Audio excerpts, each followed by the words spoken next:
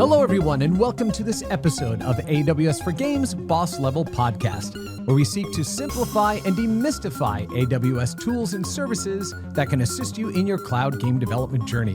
My name is Chris Melissinos, and I'm the Principal Evangelist for Video Games and Immersive Technologies at AWS. And with me today is Principal Solutions Architect Karthik Odapally and Senior Solutions Architects Dominic Mills, Sam Patzer, and Serge Poueme.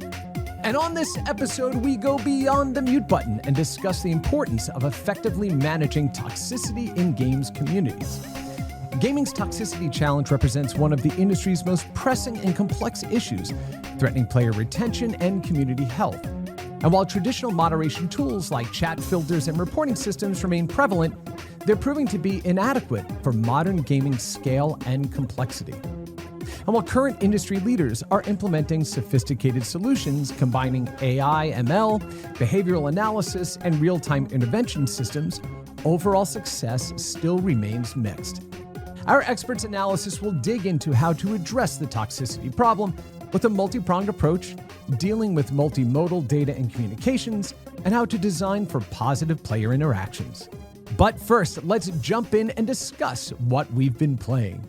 So Karthik, let's start with you. What have you been playing, buddy? I've been lucky enough to get the new Nintendo Switch too, so I was able to get the Mario Kart World game with that. So my 80-year-old daughter and I have been playing the Mario Kart World game, and it is awesome. Did you see how he tried to just qualify or justify, say, "Oh, my 8-year-old is doing it," but of course, so that's how I get a Switch too. Mm-hmm. What's been your most surprising or favorite thing about it? I think the how the courses are a bit more immersive. Like previously, you had the lanes, and you were like anytime you went out of the lane, a bot would come in and pick you up and put you back in the track. But now there's a little bit more there's flexibility in it, in the sense that if you jump off it, you land on another bypass road, if that's the word, that leads you back to the main track. And it's a bit more immersive. And my favorite character of all the new characters is the cow character. You can now play Mario Kart as a cow, and it's my favorite part. And even like you have, instead of just using the shells and all these things, you also have you get power-ups like pizza, and there's like really cool details that they've added to the game. Very immersive. I really, really, really like it. Yeah, it's really a love letter to fans of the whole series and of Nintendo properties. And good friend of ours and of the industry's, Amir Satvat, actually wrote this beautiful piece of prose on LinkedIn about cow now being a playable character, and I even made a deep thoughts by Amir Sadvat picture to go along with it. So definitely go ahead and check it out. Awesome on Switch 2, and also as a parent playing video games with your kids, really, really fantastic. You're creating core memories. So I love that. I love that. All right, Dominic, how about you, buddy? What are you doing? What are you playing? Lately, a friend has convinced me to finally get into Clair Obscur Expedition 33. What a beautiful game. I feel like I'm a little late to the party here, but I'm still going to gush about it a little bit. I'm not super far through the game, so no spoilers yet, but already I'm like loving the combat system. Story's amazing, the writing's amazing, voice acting's amazing. I'm trying it both in English and French, which is really fun to kind of compare and contrast, but they're both great. So yeah, I'm really excited to just see how the systems are going to evolve over time. And I've been a longtime fan of like the mainline Final Fantasy games and other turn-based games, so it's like right up my alley. Having a great time with it. Yeah, it is beautiful. I just don't have enough time to play all of these games. It is truly, an embarrassment of riches right now with regard to how many games that we have. But yeah, another great pick. One I need to spend some more time in too. Yeah, Sam, how about you? What are you playing? I like to throw it back. I'm an old school RuneScape player. Nice. Gotta love that MMO RPG lifestyle. Wake up and grind. All right, but here's my question. Are you OG RuneScape, Java RuneScape, or are you the more modern RuneScape player? I mean, up until recently, I was modern, but I've moved to old school Java now. I like the old school now.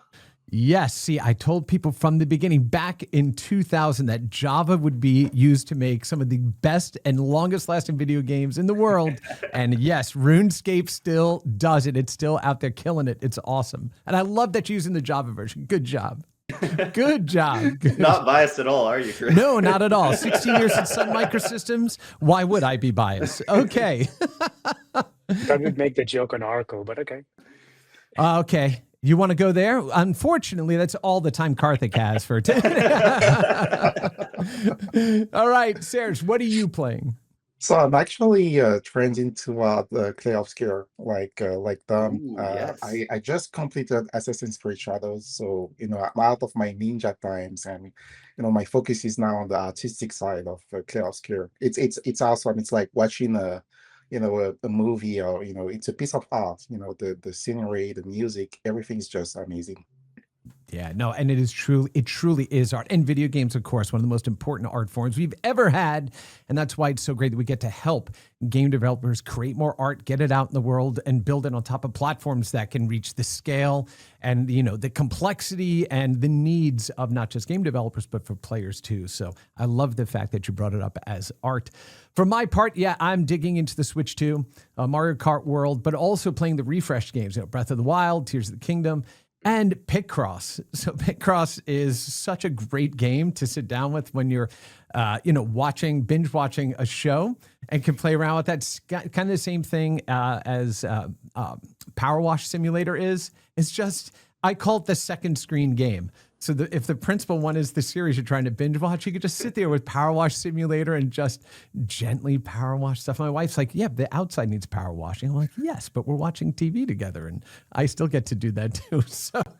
So digging into all the stuff that the Switch 2 and Picross, the Namco version, which is all the old arcade puzzles and everything there. So I'm absolutely loving it. And just more games to go.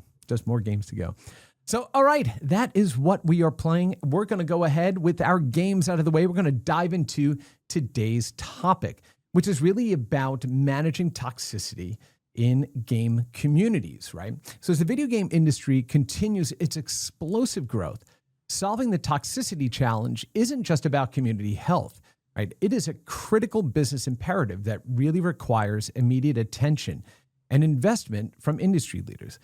And to be clear, toxicity management is not about censoring speech, but it's about creating an environment that is welcoming to anybody that wants to engage and play, which turns out to be just about everybody, right? So why don't we kind of jump into the current state of toxicity management and how companies are tackling it. So who wants to jump in here first and talk about some of the traditional approaches and limitations that companies have taken to approach this topic? I can go first, Chris. So if you look at how the industry is addressing this problem, we have a three-pronged approach, right? So we have folks who are investing in innovation in the real-time analysis space, right? Like, if you talk about today's investments, right? Like today's investments, they've always focused on, hey, can we detect toxic patterns when somebody is speaking and then there's a certain latency as to how it's processed and then reported up the workflow to go take action on that particular report, right? Or investigate and take action, right? But in the past, it was much slower than how it is today. Like even up to even there's still some customers today who take it based on human input. So if somebody faced a toxic behavior, the workflow options that they have is to go to their website, submit a web report, and then somebody would actually go take a look at it and then go into the whole catharsis of analyzing that particular report and then taking action. So it's time consuming, and the bad actors have had an extra amount of time to continue what they've been doing, right? So the current state is spread across in multiple sections. Like there are customers who are still operating the old way. There's some customers who are putting time and energy in doing near real-time analysis. And there are other customers who are also doing sophisticated data analytics in the sense that are there any patterns that we can see based on player usage data that would predict that the chances of them portraying a toxic behavior is higher compared to the others, right? There's so much happening in that space, but there's still a lot more to do. That's the TLDR here. There's so much to do, but the traditional approaches and limitations, we need to improve them more. Yeah. I mean, look, when you're talking about smaller online game communities, when the industry was a lot smaller, you could have kind of people in the loop the entire time managing communications and kind of helping the community, right? But with the sheer volume, right, 24/7 of players playing, right, hundreds of thousands of people may be playing inside of these environments, right? It becomes really problematic. It's not something that you can actually scale from a human side. So we have to rely on not just, again, humans in the loop, but also tools, systems, solutions that can help to sift that information, provide some context around those things, right? And it's where the industry is really leaning in now. But let's talk about some of the existing customer solutions. Because anybody share, right, what they've observed with regard to existing customer solutions? We don't have to name those customers, but let's talk generally about what we've observed happening in the industry. Who wants to jump in? Yeah, I'll jump in. One of the things that I've been seeing recently a lot of is like this idea of a behavior score. It's been a very common thing that I've been seeing across the board, and like some companies even sharing behavior scores now, right? And I think that's like a very intriguing thing of like, oh, you're toxic and your behavior score goes down, but it's like something that's like not overly public punishing. You know, we all have bad games, we all have bad days, you know. So like if you have a bad day or you're toxic, your behavior score goes down, so you know that like that behavior is not warranted. But it still allows you to continue to interact and kind of reward you if you continue to have a good behavior score. So it's kind of a nice little take is like, you know, if your behavior score is really high, they usually reward you in game with items. And if your behavior score is low, they usually remove or restrict items from you, right? Like for the ability to use stickers or the ability to voice chat even, right? Depending on where your behavior score is. So I think that's just a very intriguing system that I see more and more companies implementing. Yeah. That sounds like something from the movie Ready Player One. Yeah, Well, exactly. I think that's interesting because I think a lot of the like most intriguing systems that are being put into place nowadays are the ones that kind of allow for the most human-like interactions to happen online, right? Like kind of model real life human communities, and make those same kind of punishments or rewards for like good behavior and bad behavior and replicate those online. I think those are the most successful because they model like how we operate as humans, right? So I agree. I think there's some really interesting things that some studios and customers are doing where not only just rewarding good behavior and kind of punishing or adding limitations onto bad behavior, but looking at behaviors not just as like individual points, right, that are good and bad, but looking at them as a connected series of events. So I know I've worked with one customer who was working on actually using a graph database to look at people's behavior and the different actions they're taking in game and string those together, because sometimes an individual message might not be toxic by itself, but when it's combined with incessant friend requests or like bans or other types of behaviors that can happen in game, then you suddenly realize like, oh no, this is actually not, you know, an okay message to send. Like in this broader context, it actually becomes much worse or maybe much better, right? So I think there's some really interesting directions that are being taken there as well. Yeah, especially if you're comm spamming a channel, right? It can just be this very innocuous phrase, but you are just hammering everybody with it, right? Exactly. And it is to grief people or to get in front of their communications, right? To throw a game or things of that nature. So context is super important. Right. Yeah, I think Dan is touching an important point here. So to be able to get to what Sam was talking about, which is, you know, that reputation score, you essentially need to know what is going on in the game. So you need to have like some level of visibility into the actions of the player. So graph databases, we've seen customers using analytics platforms and essentially trying to track all the actions in the games in a very data warehouse fashion. And then eventually building that reputation score. And the interesting thing, and Don was also hinting toward that, is you take those roles that you have, your community roles that everyone agreed on when they joined the game, you know, read the disclaimer, and then you turn them into a rule-based system in your game's logic that says, you know, if someone does this, then, you know, minus 10 points, or you get banned, and so on. So yeah, so there's a lot of analytics, a lot of player telemetry that comes into play in those systems. Hold on, Serge. Are you telling me that I have to read the terms and conditions and community guidelines yes, every time I always. play a game? Yes. Before playing the game. I can't just check the box and go. Right. Is somebody going to put an AI filter in that will just dumb down the TCs to go, these are the three things to be aware of. These are the three things to, like, we may need some of that in there, right? To help you understand what you're walking into. But I mean, all of you were talking about the most important part of communications, which is context.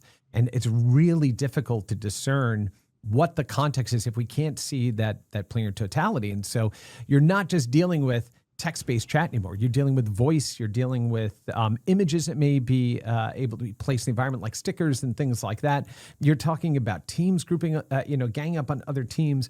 So there's so much more that a developer today has to be aware of and pay attention to than ever before. And this really kind of leans into the technical challenges that these companies are seeing, right? We're talking about, again, scale of monitoring, real-time response requirements, multi-language complexity, which is a huge one that we don't talk about enough. Give us some examples of where you've seen some of the technical challenges that you've had to either mentor or help your customers with.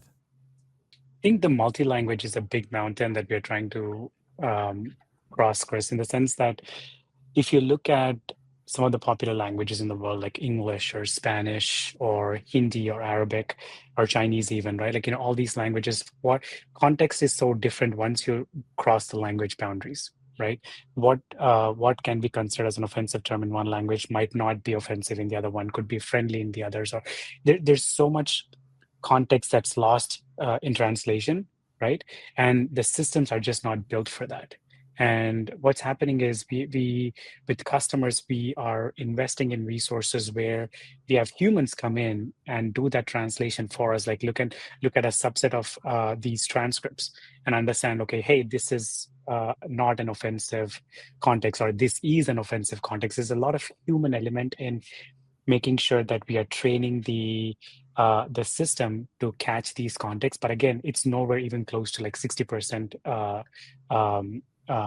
confident, right? It's less than 60%. That shows you how much more work we have in training these models, these systems, to understand context outside of English as a language. Like in English, yeah, the system works. The confidence score on that is above 80%.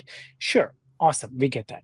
But most of the players in the world don't speak English. There are so many local languages and it's just lost. And the language thing is such a big problem that we are constantly working with our customers, our partners who are helping us solve this problem. And a lot more needs to be done.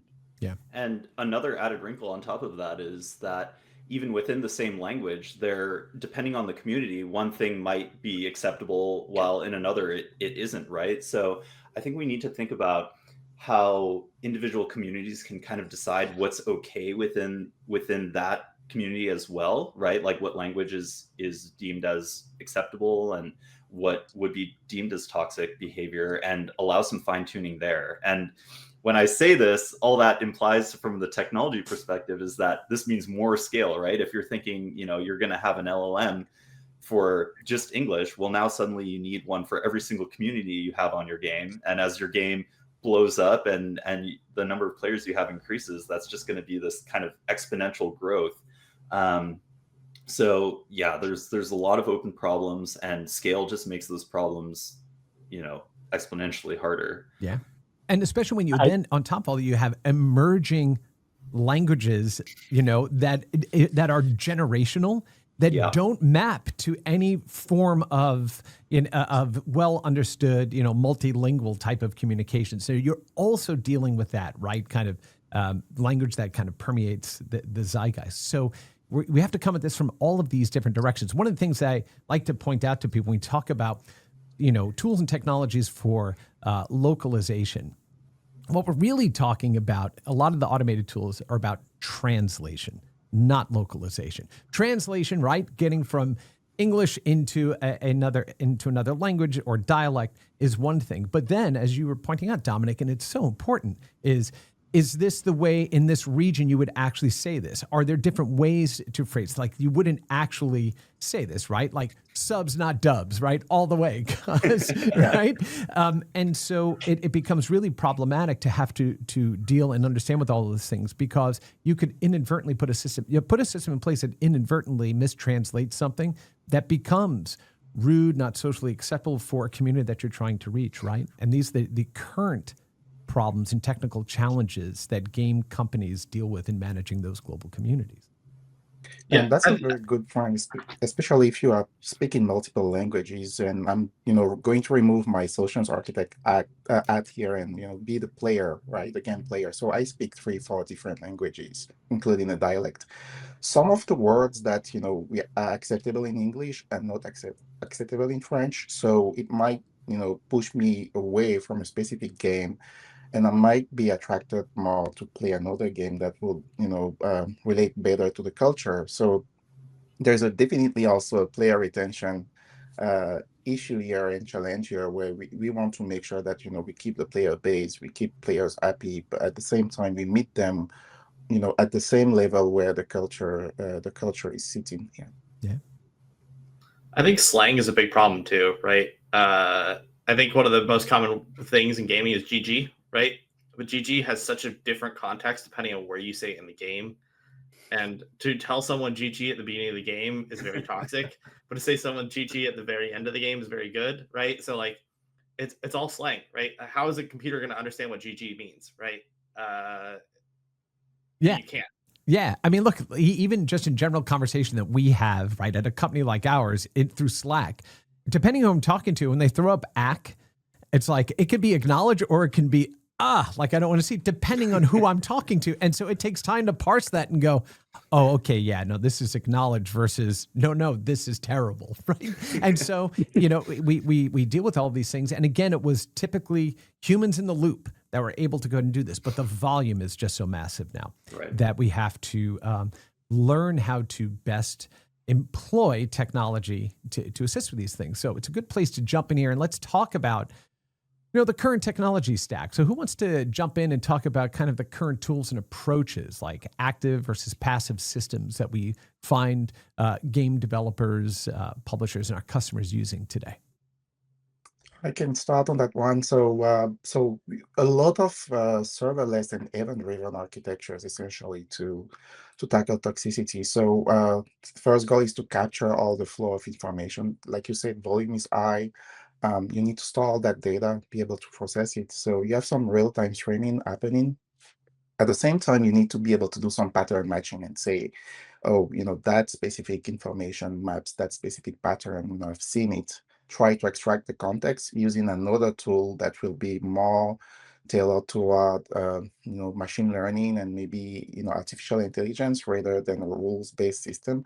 So you have like two pieces essentially coming together: the capturing piece, then the understanding piece, and then you need to take actions.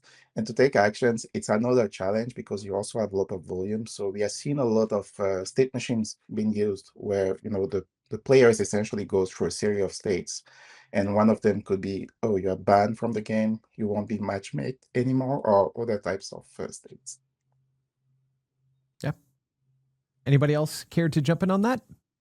Yeah, I mean, with the customers I work with, like there's two different approaches, right? Like obviously we talk a lot about text and voice and identifying like, toxic patterns and voice and chat stuff. But like a lot of times the players that we work with, usually they can mute voice, right? They can mute text if they aren't very happy with the toxicity there, right? But one of the hardest things to avoid when playing a game is someone that's griefing the game, right? So as far as that toxicity is concerned, like a lot of things we work with them is like identifying patterns. One of the nice things about video games is that all the metrics are sent out, right? It's not like you have to use like a vision model to identify what they're doing.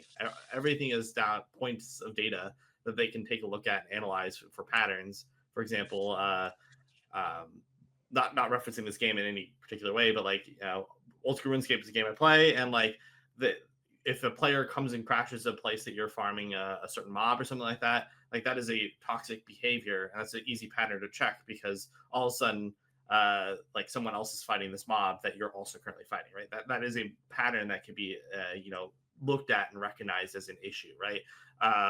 And so like those sorts of patterns are being used across the industry as like identifiers that like they're like, oh, a lot of players are reporting this as toxic behavior. We can add it to our pattern detection for like, hey, we're noticing in the data that this pattern is arising. That is probably a toxic behavior, right? Yeah. Yep. Oh, and please mention old school RuneScape all day long. Yeah, we're good, buddy. We're good. But so, when we talk about like natural language processing, it becomes really complex, and doing it in real time. That is where we really have significant challenges, because if anyone's ever watched an excitable Twitch stream, right, or a big in-game event that's going on, and trying to even just parse the amount of text and audio that's coming at you, right? It's insane, right? How much they have to do. But pattern recognition is super important, because it's something that I always call the kill you problem, right? Which is, two people playing a game and somebody losing, like, oh, next time I see you, man, I'm going to kill you. It's like, well, what does that mean? Like, maybe it's, Karthik and I have been playing together for 20 years. We're close friends. It's like, oh, buddy, or is that a real threat? Right? Exactly. And then I find out that the reason that he beat me was because his 8-year-old was actually playing for him and has better reflexes, right? Right. So, but the problem there is not just being able to capture all of this in real time, but also being able to understand the context between players, between communities, between environments, and natural language that kind of emerges out of all of that. And that can take, that can require a lot of infrastructure and a lot of, technology in the back end. So let's talk a bit about that kind of infrastructure consideration that a developer needs to think about. Some of the infrastructure, what's happening, just one point. Some of the infrastructure, what we're saying, just on that example you just mentioned, Chris, where you have this massive event, like an esports tournament that happened, and there's like influx of data that is quite large volume of data. So what's happening is we're seeing some patterns where customers are ingesting data into their primary data store, data lake, whatever you want to call it, is the newest cool term these days. Data is not being sanitized, if that's the right word, and it's just being stored into their primary data store. And what's happening is it's becoming that situation where bad data in, bad insights out kind of a situation, right? And what's happening is, and this gets compounded severely over a period of time. Now, you do that for 5 years, your data store is really, really, really bad, right? And now you have to go through this process of massively sanitizing your data to make sure that you have good data, that's all that's remaining, to get good insights out. Like, that becomes the foundation for how you build insights and AI based on good data. If you have bad data, that thing is broken, right? And the implications of this is, yes, you're saving unsanitized data, you're paying a cost to it, you're also scaling up your insights and AI platform, because now you not only have the data you need, but also you have the data that you don't need or doesn't give you the information that you want. It's a 360-degree wide problem, and customers are only now starting to realize, saying, holy crap, we need to definitely make sure that we're not storing everything. We only need to store what is important for us, for analysis and for scalable use case, and build a proper foundation for insights and AI. And I think the more evangelism we do with our customers on this, the better we set them up for success for the AI foundation. Yeah. No. Wow, you got some homework, Chris. I sure do. Remember, links to everything we're talking about will be in the show notes, so make sure you go ahead and check out the description rather of the program. But okay, so again, a massive amount of data, varying types, all the stuff that we kind of have to put together. It requires heavy compute on the back end to do this. Some of it we can do post, some of it we can do in real time, but now let's also talk a bit about the integration challenges that developers may have, right? It may, your toxicity management or community management system may have started smaller with an on-prem solution. You've needed to augment using cloud-based solutions, but now you have to integrate these things. And that opens up a whole, Pandora's box of data access and permissions, API limitations, standardization efforts, like all of these things. Who wants to dig in and talk about the significant integration challenges that face developers today? Yeah, I can jump on that. Yeah, don't all be so eager. It is challenging, right? And one of the things is that there's a lot of different solutions out there. I mean, some customers are building these solutions from the ground up. This is not an issue that just the game industry is facing. This is something that every industry faces, and especially other large platforms. They've been dealing with this for years and years. So I think there's some lessons that we can learn from there. And for those biggest ones, they've built from the ground up. But we also have great partners that have solutions that help with multiple facets that we've been talking about here, right? For toxicity. So there are basic text filters, but that ranges all the way from basic text filters to like real-time voice filtering, right? And moderation there. So I think you kind of have to pick and choose, right? There's all these different areas where you have to think about toxicity in your games and how to keep a healthy community. And for each of those, I think every customer is kind of looking at, okay, is it worth it for me to build or buy in this case? And one of the big factors in helping make that decision is just how much data you have, right? Kind of going back to Karthik's point, if you have the data on your players and you have a good corpus of that where you could actually train models to make intelligent decisions, then great. You're probably going to get good results because that data is unique to your game. And every single game community, not to mention just like all of the players of a specific game, there's usually different levels of kind of what is acceptable and what are like cultural norms within that game, right? So like being able to use your own data is fantastic. But if you don't have that data or can't collect that data or it's too expensive to store, then that's when I see some of our customers look towards partner solutions, right? Who have already collected that data from a wide different ranges of contexts. And you kind of just get to inherit that without having to have all of that yourself. So I think that's one of the main kind of forks in the road that I see when customers are trying to decide like which solution to pick for the specific problem that they're trying to solve. Yeah. And what have other folks seen? I'm really curious to hear. Yeah, I think it's really interesting in the indie world. I even see it in some of the big AAA studios now is that they're just avoiding adding voice chat and text chat in the first place. They're just offloading their communities to platforms like Discord now, right? I think it's good to call out like Discord SDK just launched recently, where you can integrate the Discord SDK right into your game, right? Once again, that brings up a question of like who owns the community at that point, right? Is it Discord now or is it you? But I think it's just a really interesting thing that a lot of companies don't even want to touch it if they aren't big enough, right? Because that opens themselves up. Yeah. And I know one of the ways that customers have been trying to think about this, because obviously like real-time voice chat, it can be really expensive to moderate, right? If you have every single player doing an audio stream and then you're doing some sort of like compute processing on that stream, that's a huge amount of compute on the back end. And sure, you can do that on the cloud, but then there's cost considerations there, right?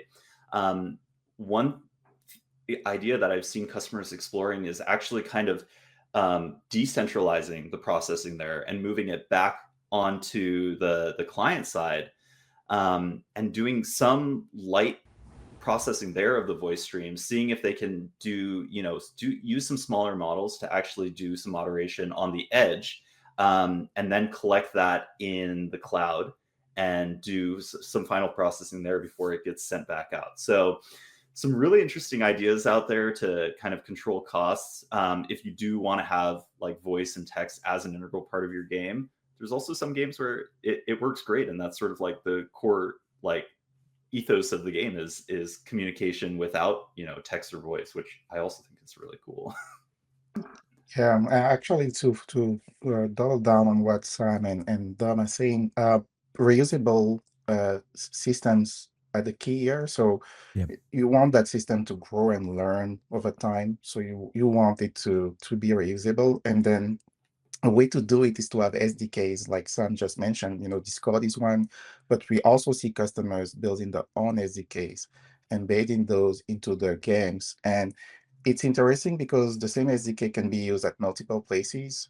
You don't want it to be a policy system also, because you want to make sure that you're not infringing any data privacy rules, but you want to have a way to track the player from the registration time until they start playing the game, because toxicity actually starts with how you choose your alias, right? So is it offensive? It's something that sometimes we miss. At the same Yeah. time, you don't want to be too I would say too authoritative, and block anyone who is using an alias because it doesn't match. So the system will start capturing data at registration time and then follow the player along the course of his life cycle through all the games. Right. You remind me all of a game that came out on the original Dreamcast called Phantasy Star Online, right? And what they did was to do language translation back then for the community. I believe it was they took like the 3,000 most commonly used words across the 5 most commonly used languages, global languages. And so they created a translation system. If you created like this broken kind of stunted sort of sentence, it would translate just as broken right into one of those other languages, but you could understand kind of what people were saying. But they also included like an emoji-based system. Anybody that played in PSO long enough never typed in words. You always used icons and iconography. And it became so rich. Like you could do these huge raids and play for hours, never writing any words. It's just all iconography. And it worked. Like it created this language. And so to your point, making sure that we understand what people are actually trying to do. And let's face it, right? That's what some, gamers are going to do, is push the edges. We've seen issues of that even recently with some very high profile, games and characters and stuff, where their job is to kind of push to the edge and see what they can kind of wring out of the system. That's helpful to take a look at, right? Because then we can understand how to go ahead and make these systems better for everybody. But on top of all the data and all the connectivity and the processing and all the things we have to deal with, we also then have to comply with things like GDPR and CCPA and these sorts of things, right? So these are hugely complex global systems that you then have to navigate. And to Dominic, I believe you were saying this about choosing what to build versus what to just employ or buy. If this is outside of your area of expertise, it helps to lean in on partners that are actually building these types of systems you can leverage. So, companies like Modulate with ToxMod, right, have one approach. Another customer that I had the chance to meet with at this year's Game Beat Summit and actually moderated a panel, a roundtable with them, is this company called Guardian Gamer. And what they do is, and this is equally part of the problem that we need to solve for as an industry, is their system will do is it will observe the behavior of, let's say, a kid playing in Roblox. And then it would look for patterns that may align with, a less than productive type of engagement. And it will kind of clip those things and then deliver that to the parents so they can see what was going on. But most importantly, it would then offer conversational moments for them to help understand what their kids are doing and how to have a conversation that it may be completely innocuous, or they may not understand what they're looking at, or don't be afraid of this type of thing. So it's also about opening up those conversations with families, with communities, with each other to help build a better system for everybody. Okay, great discussion on the technology stack and what's really required, right, for not just the current approach to toxicity management, but kind of pointing towards the future of this very important segment of managing games, managing communities globally. But this really leans back into the human element. Let's talk a bit about the impact, right, of players when you are not managing those communities correctly. Specifically, let's jump right in and talk about player retention metrics, right? So the cost of player acquisition versus retention, and how these types of, or a lack of, toxicity management can impact that. Who wants to jump in and talk a bit about player retention? I I'll start by talking about player retention a little bit. I think player retention is a big problem a lot of games deal with in general, right? It's not even just toxicity. I think it's a lot of also dealing with like how do you handle people doing things? How do you handle new players, right? I think one of the hardest things that a lot of these old game companies that exist, right? Think Riot, think Valve, think the Call of Duty games. All those have a lot of players that are brand new to the titles every year, but also a lot of existing players. And if you have a new player come and join the title and they're immediately meeting that toxic community, are they going to want to stick around? I think it's a bigger problem than player retention in some ways, right? But I mean, with player retention, the last thing you want to do after a long evening, and maybe this is me turning 30, is saying as like, I don't want to get on a game and have someone cuss me out, right? Right. That's the last thing I want to do. I'd rather boot up a game where I can go relax and decompress after a long day at work than have someone tell me how horrible I am at a game when that's the last thing I want to hear. Right. Yeah. No, I agree with that. Who else wants to jump in on this? Yeah, so no, it's an interesting perspective that Sam just shared, and I want to add that there's two pieces about it. There's the community sentiment, so what people are feeling about the game that we can find on threads in social media platforms at multiple places. The way I feel as a player, is my voice heard when I'm saying it's not going well, and then how fast the companies are acting. It goes back to what we were just talking about. How fast can you take action on toxic issues in a game? So are you able to scale your system fast enough to catch those things? And one important aspect that I realized was that unfortunately, very often we take actions when the situation has reached a tipping point. So, the game is known to be as toxic. There's a lot of comments online, and then eventually we start like banning waves of players. As game developers, maybe this is not the right way to approach it. Yeah. Yeah. Burying your head in the sand about the problem isn't going to make it go away, right? All that does is gives more oxygen for toxicity to kind of breathe, right? So you have to be able to start understanding those patterns of behavior and using these types of systems to make sure that you are not, alienating players that are in your game or getting people that just decide, I don't understand why this became so toxic, or I don't want to deal with that friction, so I'm going to go off and do something else, especially in an environment where we have more distractions and more games to play across more devices than ever before. So, if somebody unhooks from it, it's, that much more expensive and takes that much more time to get them back in, right? And to rebuild that trust, right? So, these are really very significant problems that can emerge if you're not managing communication and sentiment and toxicity within the player communities that you operate. And I think one of the interesting things that I think it was June 9th, literally yesterday, Riot announced they're kind of doing an interesting take on toxicity and behavior in games, is like how currently existing players and higher end players, they know what griefing looks like, right? And they know that like if a player, for example, I think they on their stream they said if a player ghosts back into lane, which means that they use the speed up glyph to get faster back in the lane, that is considered griefing at a high level of play, because that means that you're wasting an ability that has a long cooldown, and that's just seen bad. But a new player doesn't understand that ghost is a ability that has a 120-second cooldown. Oh, like that is something that like they're just trying. Oh, well, their logic in their brain is I need to get back in the lane so I can farm more, not I'm griefing, right? So like they said that they're going to be taking a look at some of those patterns and identify them only at higher tier games as griefing, while at lower tier games, they're not identifying as griefing because that is just a new player. That is just how they play the game. That is not something they don't understand the mechanics well enough to understand that might be considered griefing.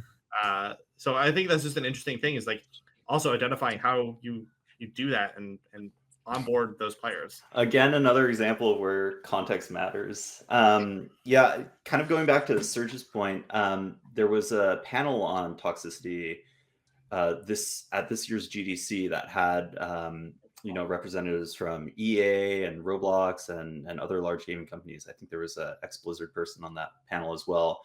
And one of the main points that I think kept coming up on that panel was having this safety considerations really, really early in the game development lifecycle, right? Like from the design phase, you want to be thinking about how you create a safe game and thinking about how you're going to actually build this like healthy community building right from the very start of your game, which I think was a really interesting point, because a lot of the times we kind of group toxicity and moderation into sort of this like post launch, like data analytics and player growth and retention kind of bucket, where in fact it should really be there from like day one, just like how security should be there from day one, right?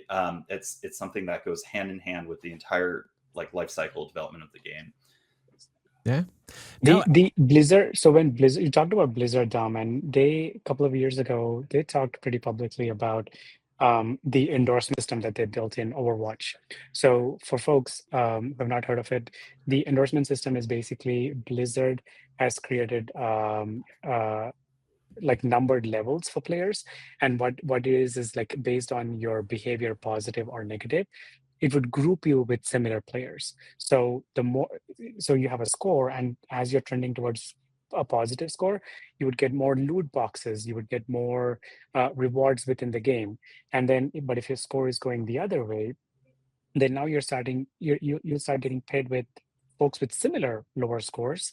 That way you are not impacting the positive side of the community, but it's on the other side.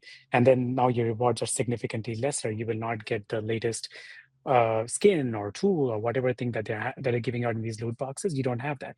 So after they implemented the system, they saw that because the rewards that they were giving out for these endorsement systems, people have started playing better, if that's a term, right? Like, they started playing better, being better to their fellow players. And they started seeing that, oh, we have actually seen a change in human behavior, because now we are rewarding positive behavior and taking away things with negative behavior, right? And that's a great case study of how the human element is at play when you have massive gaming communities. yeah. No, I mean, that's a great point. I mean, again, talking about things like player retention metrics, cultural considerations, which we've talked about quite a bit in this episode, and then those feedback systems to reward people for better behavior. It feels like there's an opportunity for some creative enterprise to come up with an assistant that may guide new players to go, by the way, this kind of behavior is not really appropriate, but this may be the 1, 2, or 3 options that would be, and help people to acclimate there. So a perfect example, I have never played WoW for any length of time. And I was driving in this morning thinking, what would it be like if I jumped in right now and started to play WoW, right? And it's only because I just don't have enough time, right, to devote to playing MMOs. Would I know exactly how to go and engage with different groups that I'm playing with, or different things? So part of that is maybe I don't want to go ahead and jump, because it's, those communities have lived for so long that I don't want to be friction right in the system. And so think about those players. How do we go ahead and bring latent gamers back into the fold? People that want to play but may not know how to go ahead and jump in and get started. There's a real opportunity here to use, again, the data, the lessons, the patterns, the behaviors to help people re-engage in communities and games that they may have, left over a period of time. So it feels like there's something important that could be done there. Yeah, that's quite interesting, actually. It also makes you feel part of the community. So having someone looking after you and saying, hey, you want to get started, this is what you should do. And maybe these are the right people to talk to. They were also beginners like you, matching you to players who have like the same path or journey like you, finding ways to, make it more like a social network. In fact, so that could be amazing, definitely. Yeah. Beginners like me in WoW. Right? Oh, that's what you meant, right? That's what I meant. Okay. I'm not talking about any other games. And to be fair, I've never played WoW. I played once. I'm gonna go down there. I'm a beginner. I'm going down there into match. Serge's frame. Hang on, I'll be right back.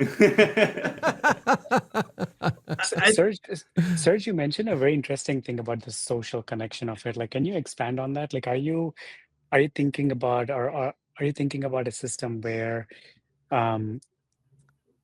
negative behavior is shared publicly and positive behavior is also shared publicly as a reward? Like what, like, or is there more to that social element to it? Like, what are you thinking over there? Yeah, I think there is value to transparency. I don't think it should be stack ranking or any sort of policing. We are not here to say, oh, that person is Serge, it's the most wanted toxic player, but more like, oh, this happened in the game. Someone helped that other person, and they were able to come together as a community. Those positive behaviors, amplifying them to actually tone down the negative ones. And that may attract players to a game, right? You might actually enjoy a game. Maybe it's not your favorite game, but you might enjoy it because there's a nice community of people Right. actually playing that game. So that social factor, I believe, is important.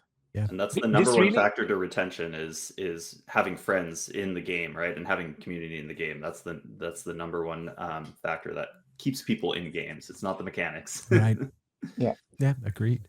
I mean, look, it's making me think of the Ready Player One movie all over again. Like, there's that social rewards and that are translated to real life rewards, right? I think that book actually, I mean, the movie came much later, right? That book, thank you for course correcting on that. yeah, that book. Thank you, Chris.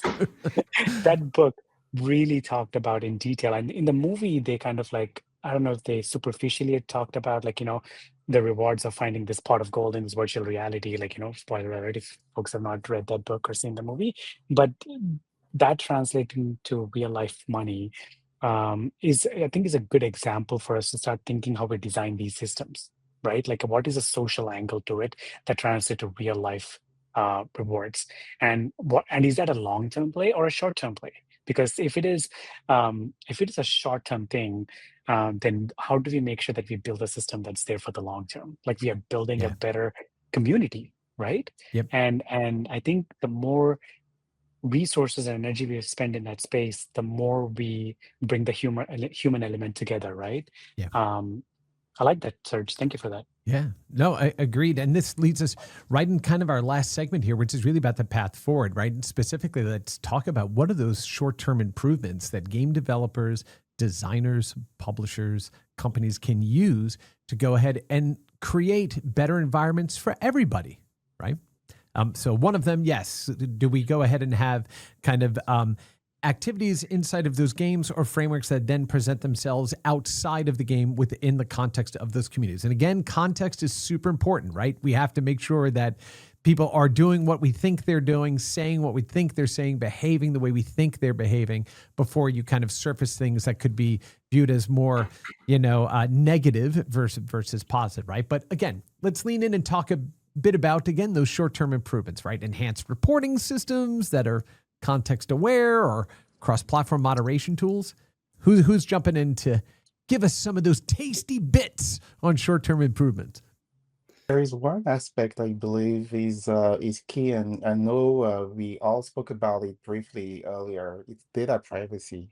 I think players who feel that their data is safe will trust the developers and will probably be open to share data, their games or their matches, and that data, if it's if it's anonymous, if it's not pinned to a specific IP location, to a specific person, would actually serve the purpose of improving the systems that are trying to improve the behaviors in the games.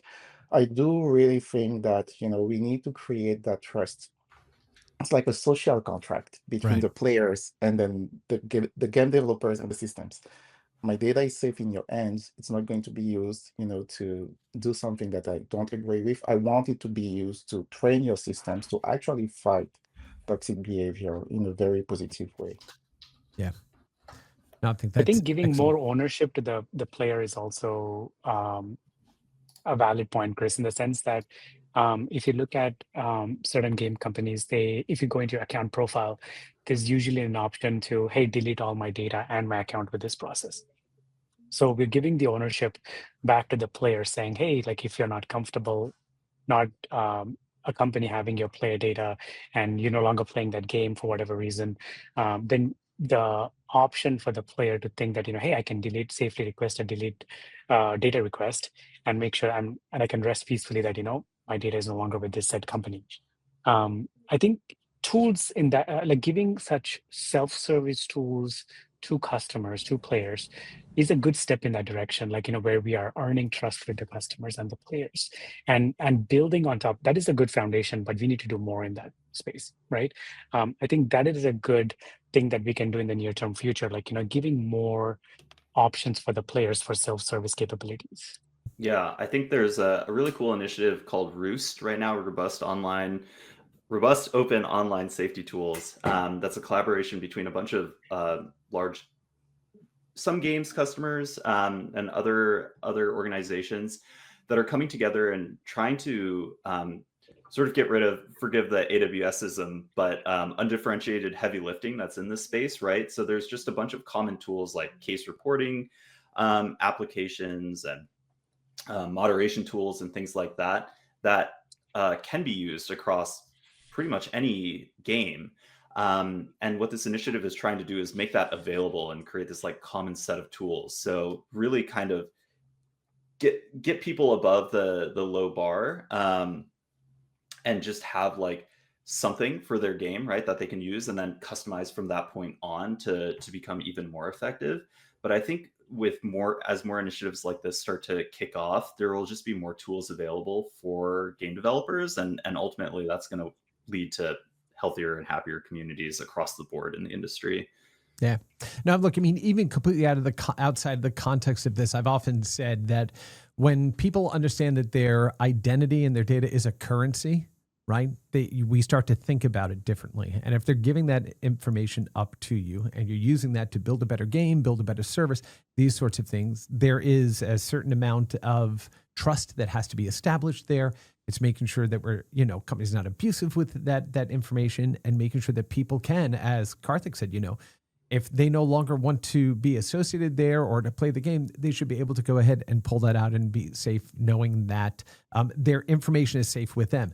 The long-term trust that is built by doing that is extraordinary, because people remember that, right? People remember those that treated them equally, kindly, fairly. And so they are that much more willing to engage later and open up that data pipe to them, for future product, future games, these sorts of things. So, there's a lot of complexity in there. But again, our identities, as they become this immutable thing that has to migrate across mutable spaces in everything that we do, right? That becomes another form of currency, for the player. So really think about, how you're treating customers and their data, what you're surfacing, the care that you're taking and surfacing it correctly, because you truly understand what their intent is. And so those are just some of the things that we see with kind of short-term improvements. Long-term improvements. Okay, we can't talk about long-term improvements without talking about AI and ML advancements, right? All right, Serge, why don't you jump in and kind of lead us down some of that discussion? Jumping off the cliff right away. So no, I believe AI is an opportunity to move faster and act faster. Definitely go through that vast amount of data, and surface things to the community managers. But I also believe there is room to add emotional intelligence to the way we do this. So we need to make sure that we always go back to what we are. We are human beings, not bots playing games. So we do want to have a life that seems to be natural and a natural player experience. So making sure that any tools that we are going to leverage, whether it is AI or even rules-based systems, are actually really embedding some form of emotional intelligence. Yeah, I think it goes back to like what we've been saying this whole episode of context, right? And like, I think there's just no way to remove the human out of the loop right now, and probably forever. Just going back to the earlier example of Roost that I was talking about, one of the core sets of tools that they're trying to give is accelerating people to be able to manage these cases still, right? So it's exactly filtering out all this data and then getting human eyes on it and getting human emotion and brains and intelligence to actually absorb all of that context and make this fuzzy logic decision. on what is actually good behavior and what is bad behavior. So I think on the point of cross industry collaboration, Dom, what's happening is like initiatives like Ruse or the Fair Play Alliance, right? mhm.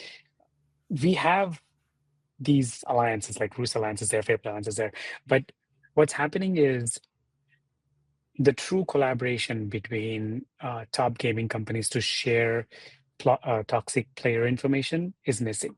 So while we can build all the SDKs we want with all the largest games and cloud providers in the world, while we have all of those mechanisms, until true sharing happens on, obviously we're not trying to say, oh, you need to share all of your data, just the toxic player data. I'm sure there's a way to anonymize it and like start identifying patterns and seeing if it's the same player. Like, like one quick example I can think of is like, hey, is it from the same IP address? I know there's VPNs everywhere. People use VPNs to play, but I'm saying like I'm sure there's more information that we can do from a packet analysis level and see if we can identify these players, create like a packet footprint, if that's a word, and then like identify these players and say, hey, a player with this player footprint is behaving toxically in this particular game. Like can we create a central database? Like how cell phone providers have a common database that they share for sharing information, right?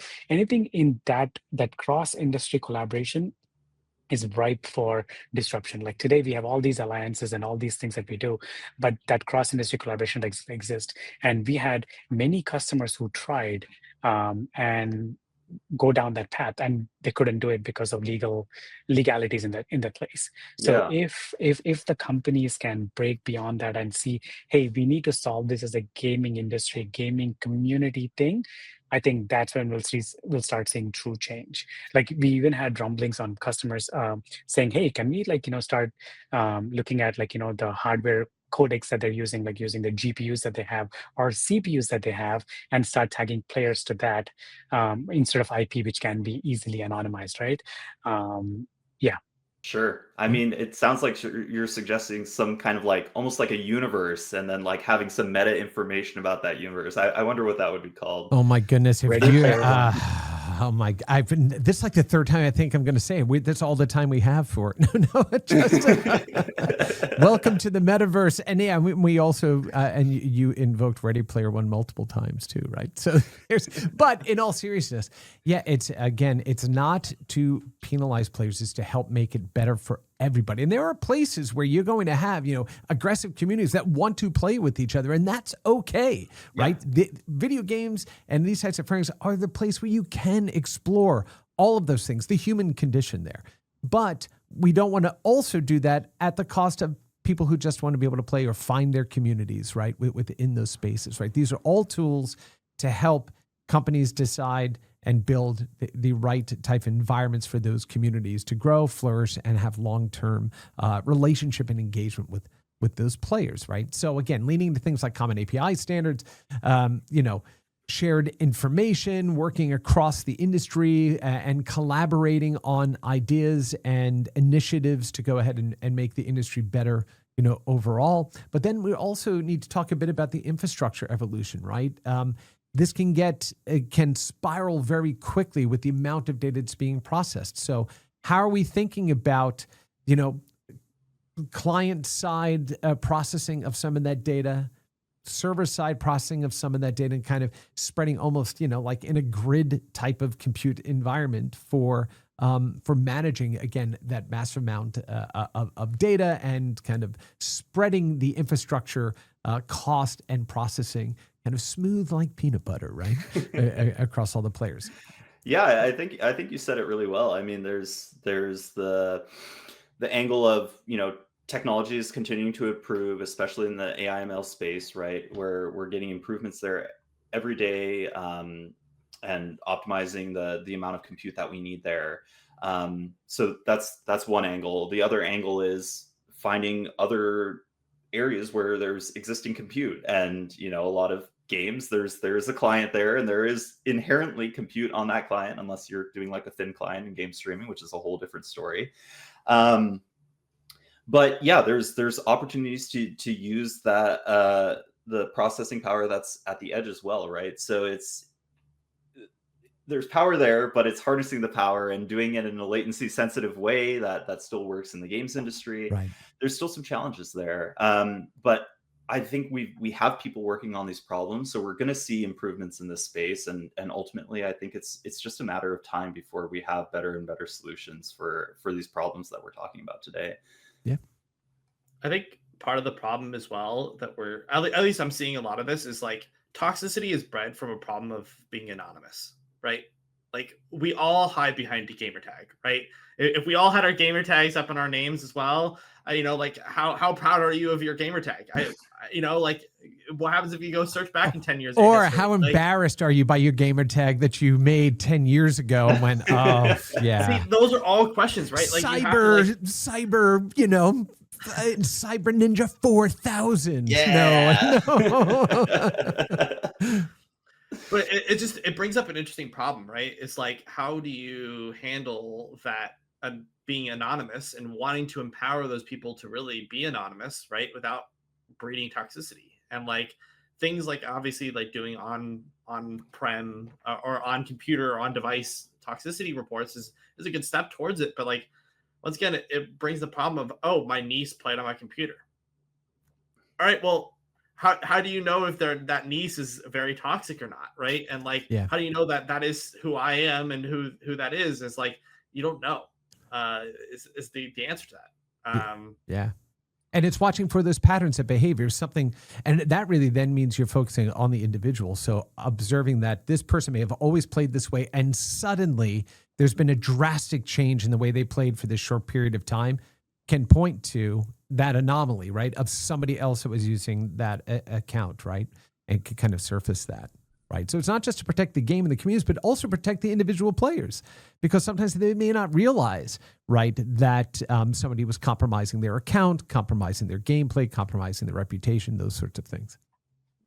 Yeah, there's an interesting point here that is being made, which looks very much like what the financial services industry went through when they were fighting fraud and, making sure that people are, safe from, fraud attempts and so on, right? Like having the fingerprint of the device evaluated, checking malicious IPs, all those things. Yeah, we can definitely build similar patterns on, devices, across devices, and eventually across platforms. Even look into streaming and look into your social media behaviors, and try to bring that into some sort of player cube where we are able to, at least make sure that the community is not impacted in a very negative way.